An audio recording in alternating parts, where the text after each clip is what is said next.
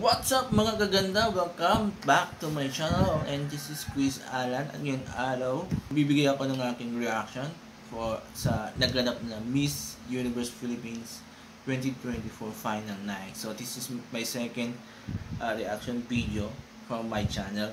And this is my second reaction video also for MUPH. So yon. Before anything else, I'm sure marami sa atin ngayon still nasa mood pa rin ng MUPH, 'di ba? And marami rin sa atin ang still nasa yung not in good mood because of the disappointment ng naging resulta. Not in a way na pangit yung naging resulta, pero ang daming marami nag-expect, but naging resulta hindi yung ini-expect, di ba? So, maraming nagulat, to be honest, and na-surprise sa naging result. So, at isa ako doon sa mga na-surprise, pero doon sa nanalo hindi ako na-surprise because I was expecting it, di ba? So, kung nakita nyo sa may post ko, doon sa channel ko, dito sa channel ko, may pinost na ako ng hot pick ko, final top pick ko, and yung nanalo is one of the top 5. Actually, top 2 siya ata sa akin. And yun. So, yun. So, ang una natin pag-uusapan, bago natin pag-usapan yung winner, una natin pag-usapan muna yung stage, yung production.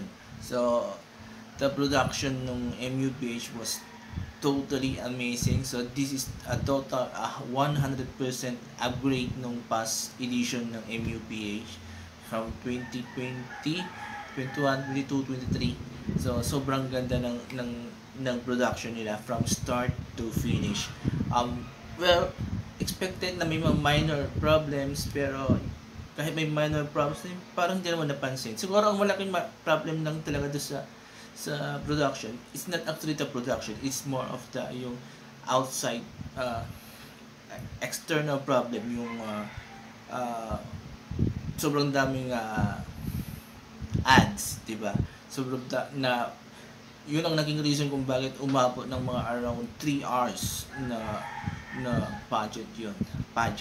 So again, to sa mismong production, to sa loob mismo ng MOA, wala akong nakitang mali. Ay, meron akong nakitang mali, pero hindi siya totally naka-affect sa totality, di ba?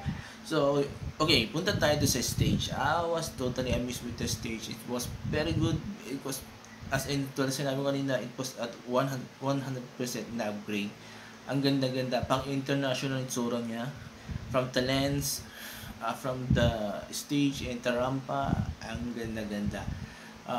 Natuwa ko doon sa LED LED screen nila. So LED bakit ako nag-LED? LED pala, LED screen. So yun, ang ganda sa maayos. Kapag yung kuha is mataas, ito nagapapansin na maliit, pero kapag yung mismong stage na pinakita, mukhang malawak, di ba? So sa opening, it was very good. So inumpisa ni MMD yung production, opening production, and maganda siya.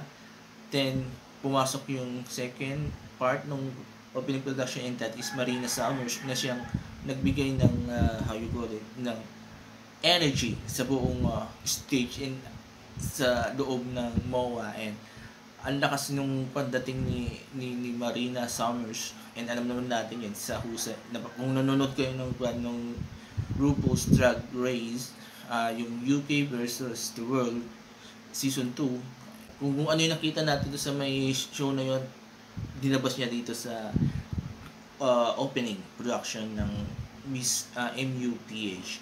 So ang galing, ang ganda-ganda. Tapos lumabas yung mga candidates, and medyo nakulan na ako konti problema sa mga candidates because for 2 days na rehearsals na, pansin ko medyo hindi sila masyadong hensayado, and may mga iba parang nagkalat. Pero again, minor problem lang yan. Hindi siya masyadong naka-apekto sa buong production, especially sa buong opening production.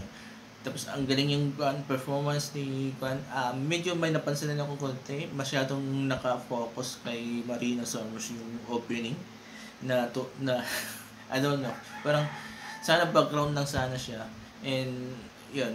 Pero yun, maganda pa rin mong kinalabasan kasi kahit medyo nag-focus sa kanila. Pero ang pinakagustong part ko sa performance ni Marina Summers ay yung nasa rampa, tapos inukutan siya ng parang CGI na apoy. Ang ganda, ang galing, nakaka-international tsura. So, yun, ang galing. Napakaganda ng production nila, opening production. Now, punta naman tayo sa host. Alden Richards, Jenny Mai, Arbonne Gabriel, tapos yung dalawa sa backstage, si Gabby Garcia and Team Yap.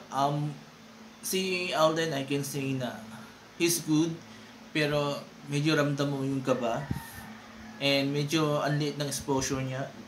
Opening lang, 10 sa parting last part, yung top 5 I think siya, nasa lumabas siyang top 5 Q&A sa yung announcement ng winners and placements, diba? So yun, ang iksi ng exposure niya. May napansin ko lang doon sa pagtawag ni Alden ng mga candidates, medyo pasigaw, hindi masyado relax, kaya sabi ko nga para siyang parang obvious yung medyo pagiging how you call it, yung kaba niya. Pero nonetheless, hindi naman siya totally na-apektuhan yung buong production, diba? Pero ang pinaka parang talagang how you call it, pasabog na is Gabby Garcia, na kasama niya si Jenny Mai, and hindi siya nasapawan, hindi siya nagpasabog doon, sumabay siya doon kay Jenny Mai. Arbonne was okay, pero hindi siya masyadong kabungga.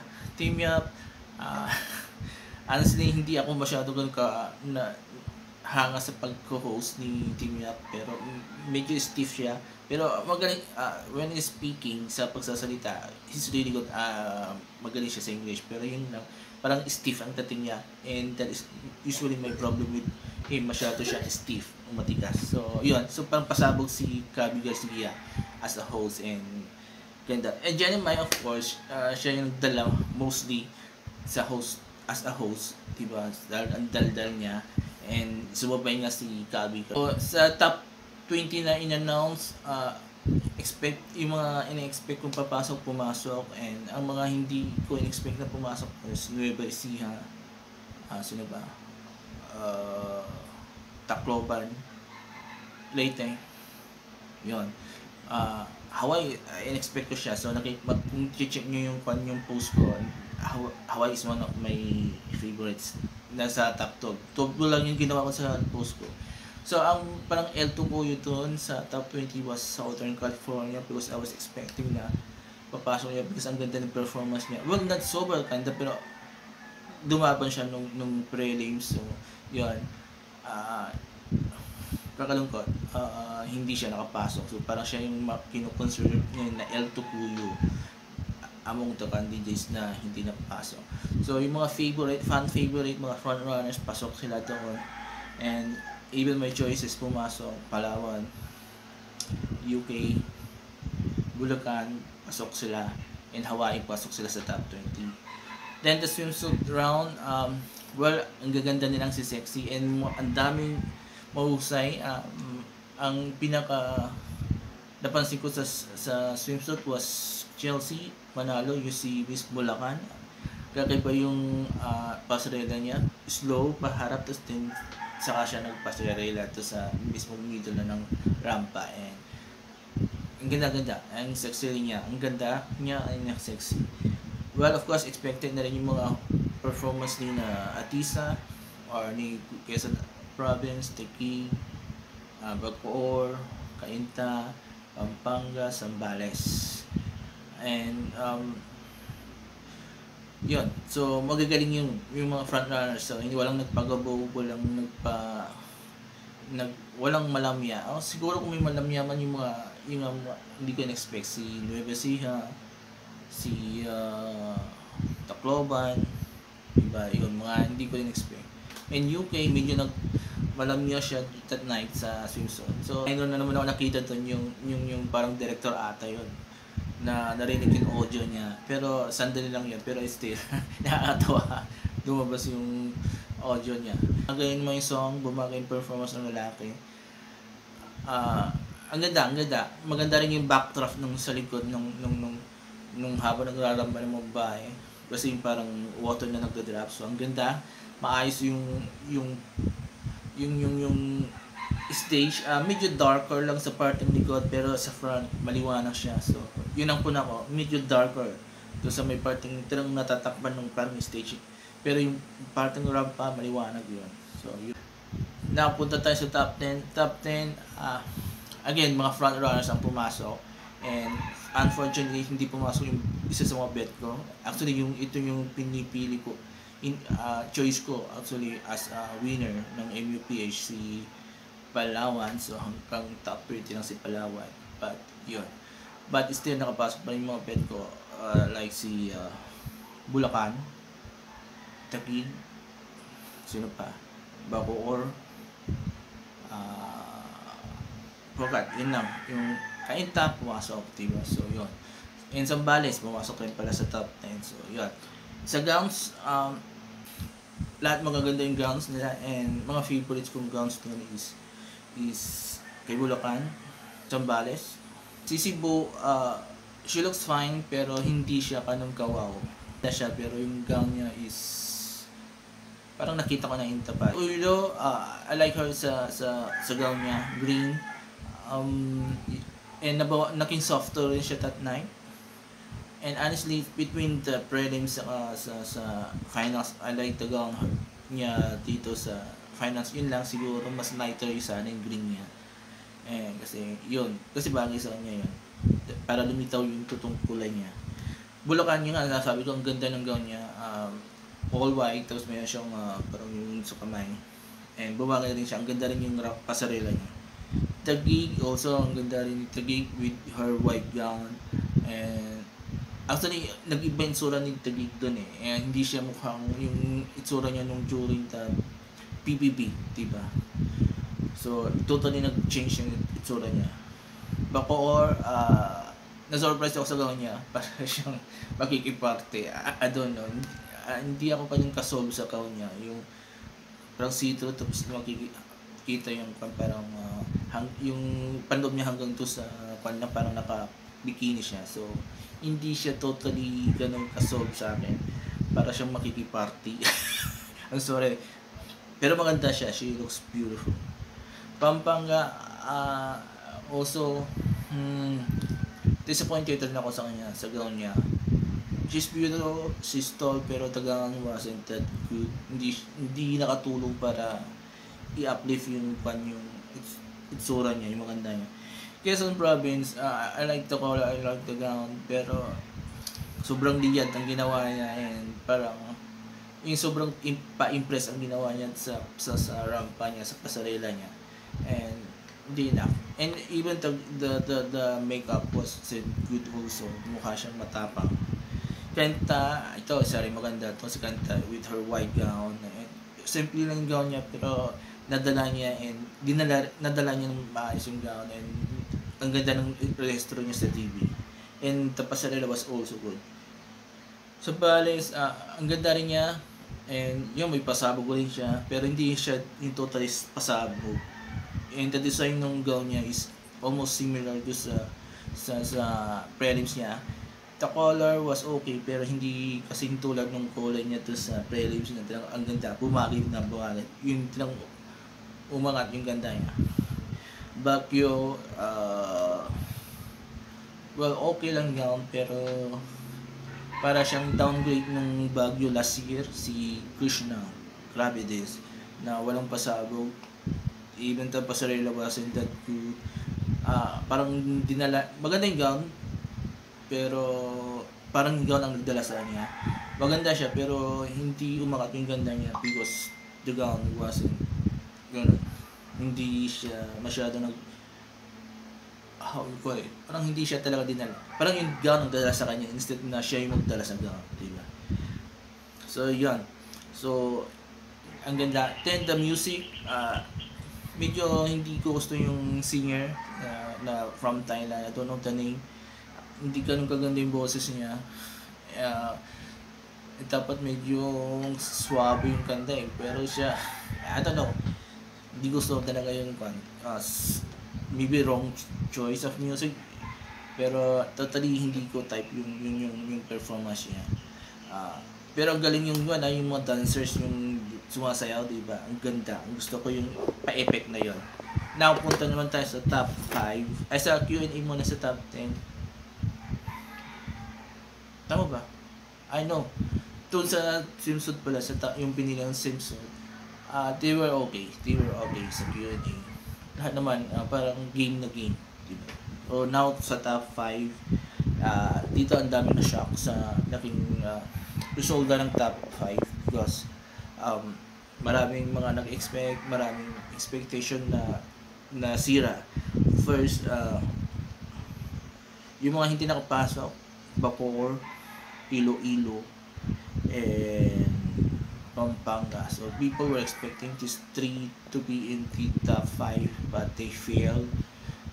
Lalo na si Iloilo na in-expect nilang ito yung maging top 2 sana, pero it happened, hindi siya pumasok, and ito rin yung siguradong mga ngain ng microphone, di ba?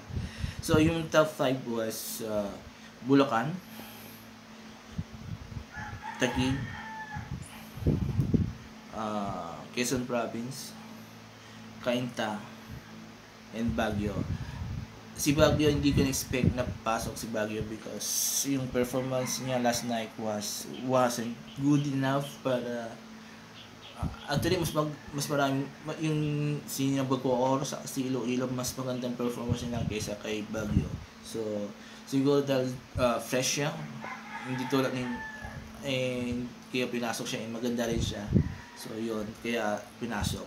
Kasi yung overall performance na alanganin ako sa kanya na makapasok sa top 5.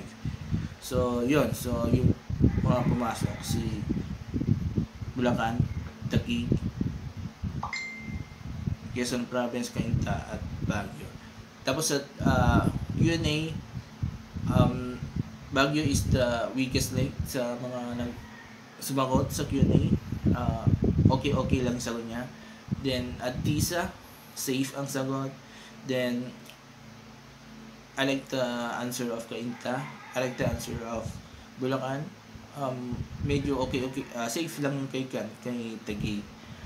Diba? So yon. Now the announcement of winner and placements.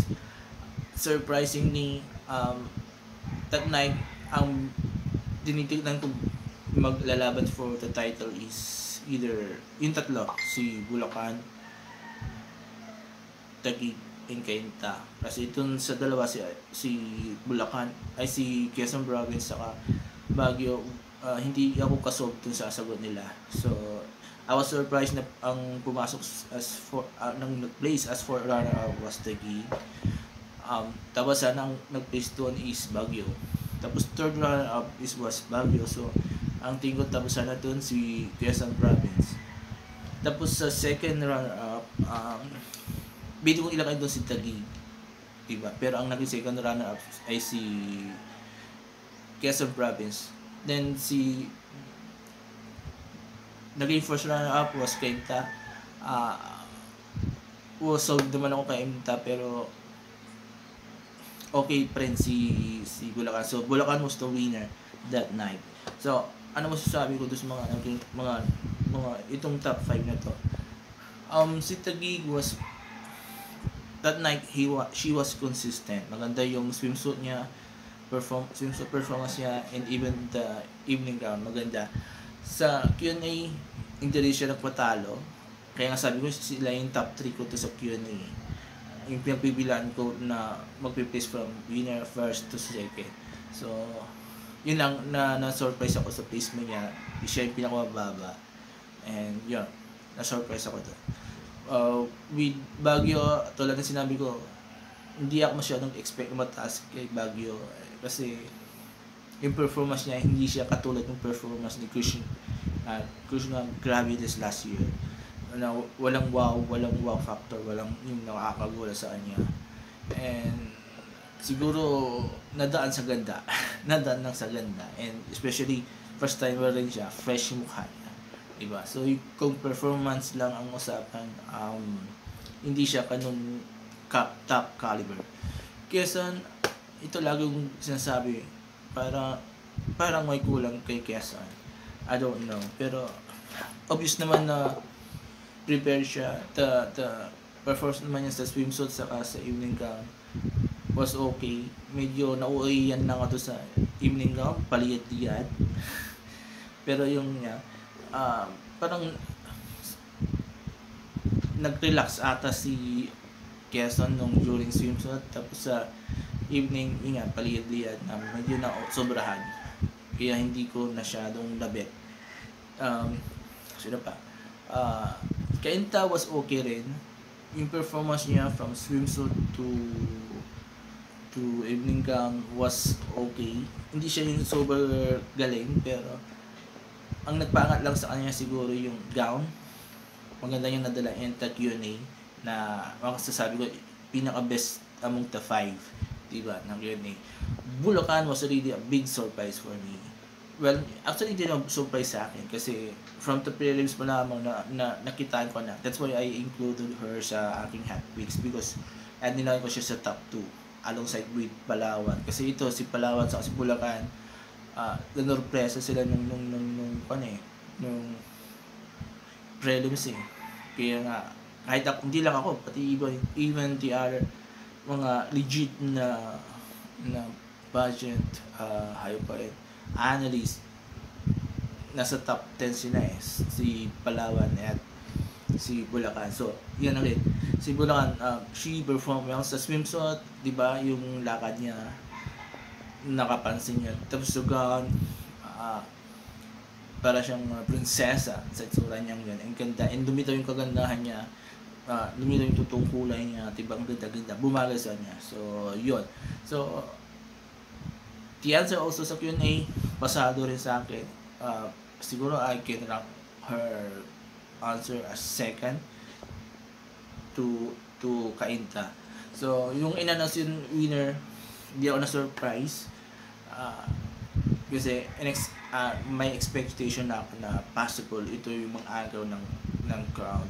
Lalo na hindi nakapasok si Palawan. Diba sabi ko, yung sa hot picks ko, top 2 ko, si Palawan at si Bulacan. So, wala si Palawan, nandiyan si Bulacan, nakita ko yung performance niya, sabi ko, ito, pwedeng manggulat, pwedeng mang-agaw ng position. And yun nangyari nga, inagawan niya ng Corona yung 4 na front runners na 4 na favorites.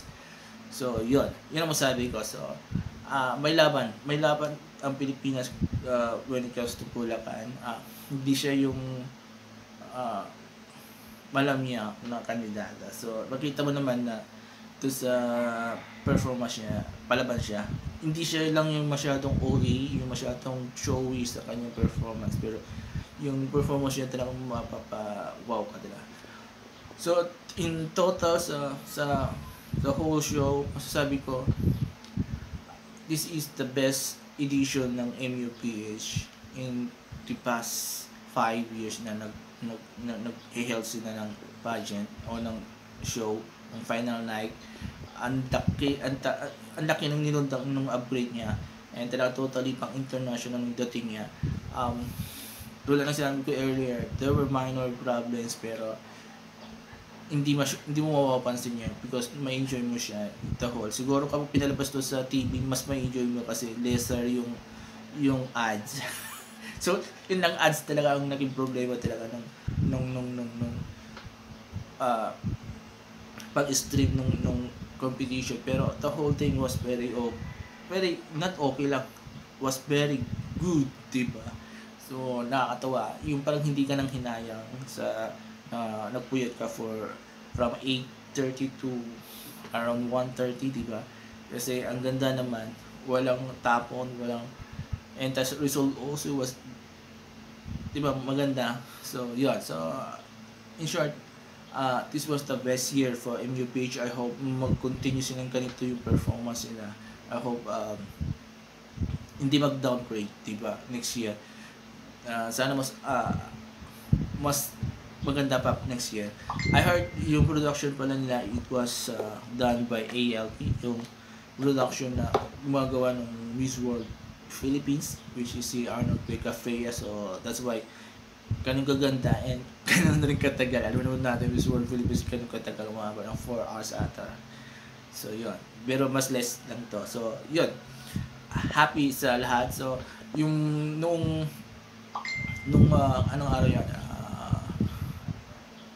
Lunes, Martes ata yun, na sobrang visit tayo kasi sobrang delayed telecast nila ng prelims. Nabawi naman nila dito sa finals night, and yun, nakakatuwa na nakabawi sila and binigyan tayo ng something new, something talagang maganda sa mata panoorin, di ba? So abangan natin yan sa Sunday pala itong telecast nito, delayed telecast na naman. Sa TV naman, sa Free TV, kasi walang Free TV na noon nung itong competition. So this will be on Sunday sa GMA7. So I'm sure mas ma-enjoy natin panonood doon kasi nga less ads and hindi matagal, di ba? Nakat na yan, na-edit na. So yun, so again it was, ibibigay ko yung credit sa MUPH for a wonderful staging ng edition na to this year, and talagang nag-effort sila. So E for effort, na talagang gumastos ng matindi. I don't know, may narinig ako parang mayroong tulong ang GMA dito pero walang confirmation. So basta yung production is from ALB, diba? So yun, so congrats to MUPH. So continue lang to, improve nyo lalo, every year improve nyo para mas lalo. And to sa mga hosts, Alden, relax. Then si Gabby was a surprise talaga that night, diba? So I hope more hosting project pa sa kanya, diba? So yun ang masasabi ko. It was really great, and it was ang tagal. Actually ngayon lang ako nakapanood ng MUPH final. The last time was in 2020 yung kay Rabia, pero after that parang pinanghinaan ako kasi hindi masyado maganda yung mga production. So ngayon trinay ko and I was very satisfied. Hindi ako na-disappoint despite of the disappointment natin to sa prelims, diba? Kasi sa prelims inabangan ko rin yun eh. So yun, so very happy for everything. So kayo mga gagandahan, anong masasabi nyo sa final nights ng Miss Universe Philippines 2024? Nasatisfied din ba kayo? And regarding sa result, nasatisfied rin ba kayo? Just like me, na fully satisfied sa staging, at sa outcome ng winners? Mag-comment kayo dito sa baba. And kung nagustuhan nyo yung binigay kong reaction and opinion ko regarding this, mag-comment kayo dito sa baba, and I will read all your comments and I will try to react and interact with you guys para makapagpalit tayo ng mga puro haka-haka about this final night. So thank you very much. So before I end this video, please don't forget these 4 things. Don't comment, like, share, and subscribe to my channel, Pagandahan ng Usapan. So maraming salamat. Have a nice day and bye-bye.